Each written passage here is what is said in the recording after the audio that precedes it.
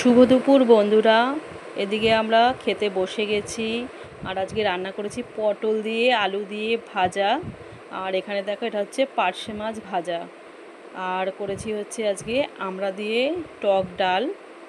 তো রান্নাটা আজকে সত্যি কিভাবে যে আমি করলাম শুধু আমিই জানি, কত রিস্ক নিয়ে। আর এদিকে দেখো করেছি বাটা মাছের ঝোল, ডাঁটা দিয়ে আলু দিয়ে ধনেপাতা দিয়ে।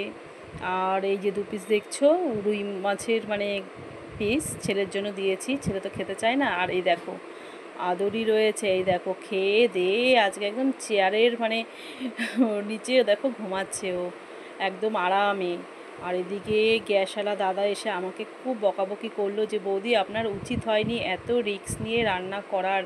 সত্যিই মানে কিছু একটা কিন্তু হয়ে যেতে পারতো, যতই মানে একটা মানে অঘটন ঘটতে কিন্তু সময় লাগে না। উনি সত্যি আমাকে খুবই বকাবকি করলো এসে, যে আপনি কেন গ্যাস মানে গ্যাসের ব্যাপার বুঝতেই তো পারছেন। সত্যি ভীষণ রিস্ক নিয়ে রান্নাটা করেছি আজকে।